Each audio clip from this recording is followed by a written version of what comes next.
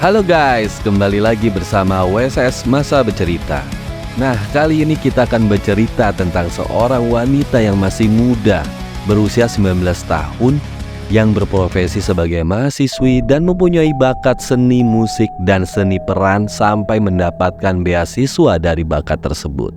Tetapi dia meninggal secara tragis guys, yaitu dibunuh oleh seseorang yang punya masalah mental dan kepribadian buruk. Dan orang itu adalah sahabat kecilnya yang juga pernah jadi pacarnya. A quick verdict in the case of a young Hartford woman murdered in her home. It took a jury less than 3 hours to convict Daniel Bartelt of killing Jesse Blodgett. Charles Benson is live in the newsroom. Charles. Justice for Jesse, said Hartford's police chief tonight, but after the verdict, Jesse's father made it clear no one won today.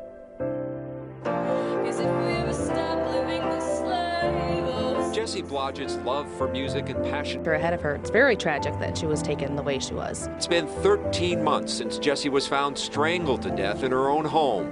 For 7 days, prosecutors lined up the evidence against. Jadi begini ceritanya guys. Jesse Blodgett, dia seorang gadis berusia 19 tahun yang tinggal di Hartford, Wisconsin bersama orang tuanya yaitu Buck dan Deborah Joy Blodgett. Dia juga kuliah di Universitas Wisconsin-Milwaukee dan di saat tahun kedua, Jesse ditawari beasiswa bakat atas keunggulannya dalam program pendidikan musik. Sementara itu, dia juga memulai bisnisnya sendiri dengan mengajar piano, paduan suara, dan biola kepada anak muda di Hartford, Wisconsin. Dan hebatnya, bisa mengumpulkan 26 siswa hanya dalam kurun waktu 2 bulan. Sebenarnya Jesse memiliki visi jangka panjang, yaitu menjadi direktur paduan suara sekolah menengah atau universitas. Pada hari Minggu tanggal 14 Juli 2013, Jesse berperan sebagai fiddler dalam musikal terkenal Fiddler on the Roof. Tiket pertunjukannya terjual habis dan teaternya pun penuh sesak. Setelah pertunjukan tersebut, dia menghadiri pesta dengan teman-temannya. Lalu Jesse kembali ke rumah pada jam 1 pagi dan dengan penuh semangat menceritakan kepada ibunya tentang kesuksesan acara tersebut. Karena saking kelelahannya, dia pun berpamitan dan mengucapkan selamat malam dan pergi tidur. Keesokan paginya, yaitu pada tanggal 15 Juli 2013, bapaknya Jesse bangun pagi-pagi dan berangkat kerja, lalu diikuti oleh ibunya pada pukul 8.15. Tetapi sebelum keluar, ibunya menjatuhkan sekeranjang cucian di kamar Jesse. Dan ibunya melihat Jesse masih ada di tempat tidurnya dan juga masih terlihat tertidur. Siang harinya, ibunya Jesse pulang untuk makan siang. Rumah itu agak sepi, tetapi dia berasumsi kalau putrinya masih tertidur karena kelelahan dari malam-malam sebelumnya. Pada pukul 12:30, seorang siswa tiba di rumah Jesse dan siap untuk les piano. Deborah pun memanggil putrinya berulang kali, tetapi tidak mendapat tanggapan dari putrinya. Karena frustasi, dia menaiki tangga dan masuk ke kamar putrinya. Deborah pun berjalan ke tempat tidur Jesse dan menemukan putrinya sudah dalam posisi tertelungkup atau tengkurap ya guys. Badannya sudah membiru dan juga dingin saat disentuh. Dia pun mulai berteriak dan dengan panik memutar nomor 911. Dan ini sebagian pembicaraan mereka yang sudah terekam. Hartford 911, apa keadaan daruratmu? Deborah Joy Blodgett menjawab, putriku sudah membiru. Aku mencoba membangunkannya dan aku baru saja pulang untuk makan siang. Dan dia tidak mau bangun. Ya Tuhan. 911, oke, apakah dia bernapas? Deborah Joy Blodgett, saya kira tidak. Celananya pun basah semua dan ada bekas pencekikan. 911, ada bekas pencekikan? Deborah Joy Blodgett, seperti itulah kelihatannya. Saya tidak tahu apa yang terjadi. Tidak berapa lama kemudian detektif pun tiba di tempat kejadian. Mereka akhirnya menemukan leher, pergelangan tangan, dan pergelangan kaki Jesse dipenuhi bekas ikatan. Rambut dan celana olahraganya pun basah, menunjukkan bahwa pembunuhnya mencoba menghilangkan DNA mereka dari tubuhnya. Bapaknya Jesse, yaitu Buck, langsung bergegas pulang dari tempat kerjanya, tetapi sesampainya di rumah sudah terlambat. Dia pun tidak diperbolehkan menggendong putrinya atau mengucapkan selamat tinggal, karena kamar tidur anaknya sekarang menjadi tempat kejadian perkara. Buck dan Debra bahkan tidak bisa memahami siapa yang ingin menyakiti Jesse.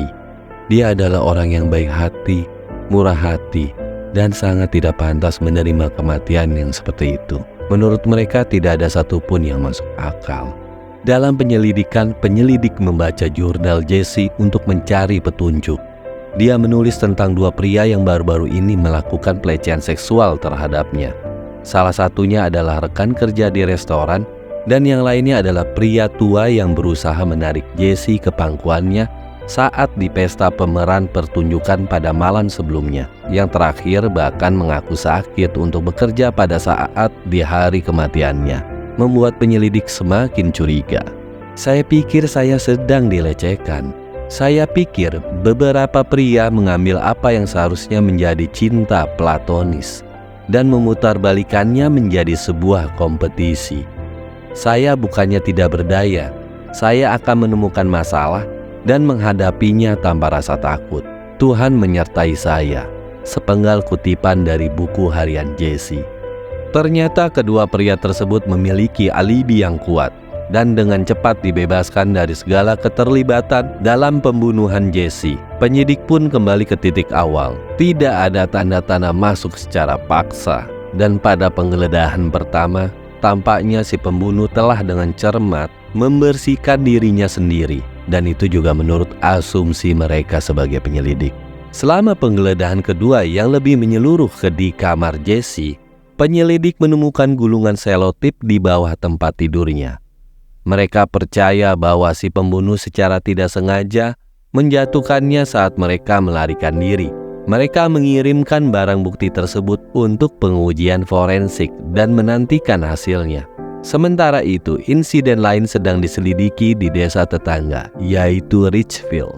3 hari sebelum pembunuhan Jesse, seorang wanita bernama Melissa Ezler diserang saat berjalan-jalan dengan anjingnya di Richfield Historic Park. Ada seorang pria menerjangnya dengan pisau dan menjatuhkannya ke tanah dalam hitungan detik. Melissa mendapati dirinya terbaring dalam perjuangan untuk hidupnya dengan penyerang di atas tubuhnya.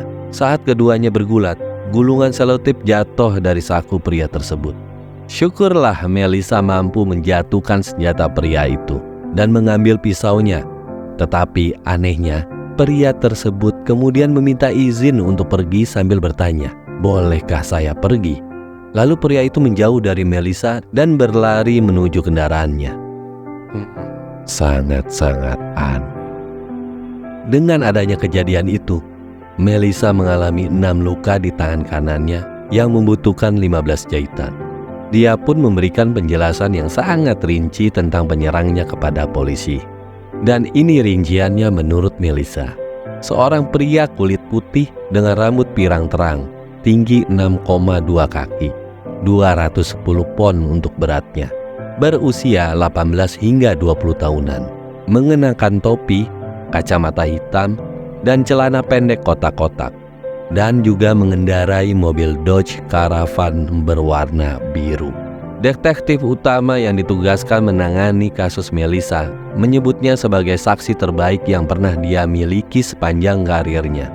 Keberaniannya yang tak tergoyahkanlah yang akhirnya menjadi katalis untuk membawa pembunuh Jesse ke pengadilan. Akhirnya polisi Richfield merilis sketsa gabungan penyerang Melissa dan deskripsi kendaraannya kepada media. Dan beberapa hari kemudian mereka menerima informasi dari salah satu polisi mereka. Dan polisi tersebut, yaitu seorang deputi Richfield, melaporkan bahwa dia melihat mobil Dodge Caravan berwarna biru di taman yang sama sebulan sebelumnya, dan bahkan memutuskan untuk mencatat plat nomornya juga. Kendaraan itu didaftarkan ke orang tua Daniel Bartle yang berusia 19 tahun, dan dia juga adalah mantan pacar dari Jesse Blodgett dan sahabat masa kecilnya. Seperti Jesse, Daniel juga seorang musisi dan aktor panggung.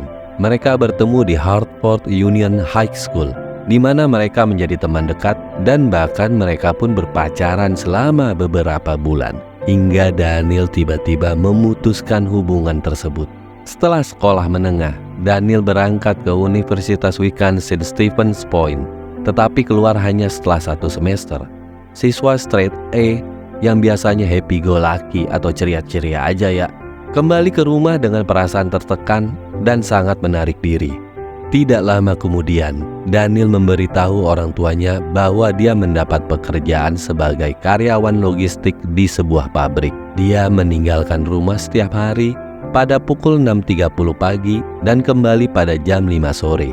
Saat musim panas tiba, Daniel dan Jesse terhubung kembali dan mereka mulai menghabiskan banyak waktu bersama. Mereka merekam lagu bersama dan Daniel bahkan berperan dalam Fiddler on the Roof bersama Jesse sehari sebelum dia dibunuh. Meskipun Daniel menjalin hubungan jangka panjang, dia masih memiliki perasaan terhadap Jesse. Namun dia hanya melihatnya sebagai teman.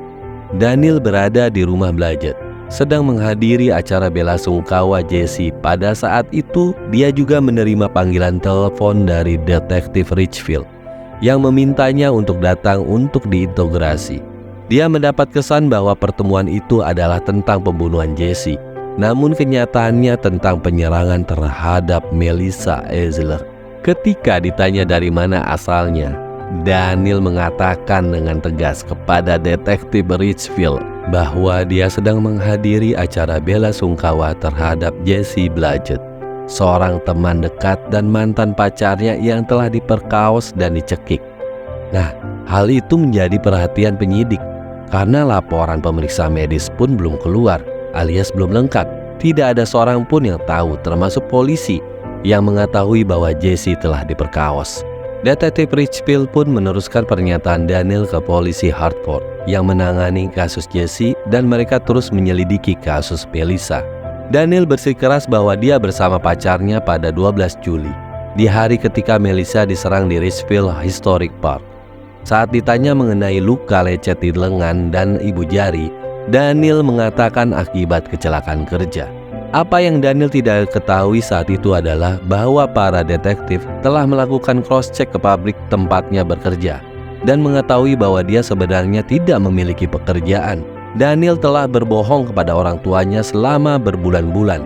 Saat mereka mengira dia sedang bekerja, Daniel sebenarnya sedang berkendara ke berbagai taman untuk mencari korban. Daniel akhirnya mengakui bahwa dia menyerang Melissa, tetapi bersikeras bahwa dia hanya ingin menakutinya. Dia juga mengatakan dia merasa takut dengan masa depannya setelah keluar dari universitas dan ingin orang lain juga merasa takut. Dan berdasarkan pengakuan tersebut, akhirnya Daniel ditahan. Akhirnya otopsi Jesse selesai pada keesokan harinya. Dan penyebab kematiannya adalah pencekikan, lalu diputuskan juga bahwa dia telah diperkaos. Daniel pun diinterogasi oleh detektif Hartford mengenai pembunuhan Jesse pada hari yang sama. Dia mengatakan kepada mereka bahwa dia bahkan tidak tahu kalau Jesse telah meninggal, meskipun memberitahu detektif Richfield bahwa dia menghadiri acara belasungkawa. Daniel mengklaim bahwa dia berada di Woodland Union Park pada hari pembunuhan Jesse. Detektif menemukan kotak serial mini-wheat berisi handuk kertas berdarah, selotip, 2 tali panjat, bola tangan buatan sendiri, dan handuk pantai SpongeBob SquarePants yang berdarah dari tempat sampah di taman. Tali panjat tersebut cocok dengan tanda pengikat di leher, pergelangan tangan, dan pergelangan kaki Jesse, serta berisi DNA dirinya dan Daniel. DNA-nya juga ditemukan di bawah kuku Jesse, dan sidik jarinya ada di rekaman tersebut. Di komputer Daniel, detektif menemukan pencarian pembunuh berantai, perbudakan, dan pencekikan, bersama dengan novel yang ditulisnya berjudul Red is Red, di mana seorang gadis bernama Jessica dipukul sampai mati oleh karakter berinisial D. Dan celana pendek yang dikenakan Daniel pada hari dia menyerang Melissa ditemukan di lemarinya. Ada pula kantong plastik berisi potongan selotip yang dilumuri rambut manusia. Dan forensik pun menetapkan bahwa rambut itu milik Jesse. Kebohongan Daniel telah menguasai dirinya lebih cepat daripada yang bisa dia ungkapkan, dan banyak sekali bukti yang pada akhirnya akan menentukan nasibnya. Penuntut berpendapat bahwa Daniel menyelinap masuk melalui jendela kamar Jesse, mengikatnya, menyumbat mulutnya, dan memperkaosnya sebelum mencekiknya sampai mati. Dia kemudian mencoba untuk menghapus DNA-nya dari tubuhnya. Itulah sebabnya dia basah dan mengembalikan ke tempat tidurnya, membuat tampak seolah-olah dia sedang tidur. Jaksa berpendapat bahwa Daniel membunuh Jesse untuk memenuhi dorongan seksual sadisnya. Dia memilihnya karena dia mempercayainya lebih mudah mengincar Jesse daripada wanita yang tidak dikenalnya. Daniel sudah mencobanya dengan Melissa 3 hari sebelumnya dan dia gagal total. Daniel pun dihukum karena pembunuhan disengaja tingkat pertama. Hakim Todd Martin menyebutnya sebagai orang yang narsis, mengasihani diri sendiri, dan egois. Dia dijatuhi hukuman penjara seumur hidup tanpa kemungkinan pembebasan bersyarat. Daniel juga didakwa dengan percobaan pembunuhan yang disengaja tingkat pertama atas penyerangan terhadap Melissa Ezler. Sebagai imbalan atas pengakuan bersalahnya, Daniel pun divonis 5 tahun penjara untuk dijalaninya berturut-turut. Daniel saat ini menjalani hukuman seumur hidup di lembaga pemasyarakatan Waupun di Wisconsin, dan dia tidak akan pernah bisa menyakiti siapapun lagi. Daniel tidak pernah mengakui pembunuhan keji terhadap mantan pacar dan teman masa kecilnya. Dia terus mengaku tidak bersalah. Dalam sebuah pernyataan yang ditujukan kepada orang tua Jesse, Daniel menyatakan, "Saya tidak bisa memberikan alasan yang Anda cari. Tidak ada persembunyian dari diri Anda sendiri di sel beton yang kecil ini. Pakaian terusan yang saya kenakan, belenggu ini tidak akan membuatku bersalah." Dan akhirnya Buck Blodgett dengan ramah menanggapinya dengan memaafkan Daniel, tetapi mengingatkannya bahwa dia tidak akan pernah merasakan pengampunannya sampai kapanpun, kecuali dia mengatakan yang sebenarnya. Sesuatu yang masih ditunggu oleh keluarga Blodgett selama hampir 10 tahun kemudian. Ayahnya Jesse mengubah kesedihannya menjadi misi untuk mengakhiri kekerasan laki-laki terhadap perempuan dengan menciptakan proyek Cinta Benci. Dia telah berpergian ke lebih dari 100 sekolah, berbagi kisah kematian tragis putrinya untuk menginspirasi orang lain agar selalu memilih kesabaran, pengampunan, dan cinta daripada kebencian seperti yang diinginkan Jesse selama ini. Oke guys, itulah ceritanya seorang wanita muda dengan segudang prestasi dalam seni musik dan peran. Cukup tragis kisah hidupnya, semoga ini menjadi pelajaran bagi kita-kita. Terima kasih yang sudah menonton dan mendengarkan cerita dari kami. Sampai ketemu di cerita-cerita selanjutnya. Cerita apa lagi ya? Sampai jumpa.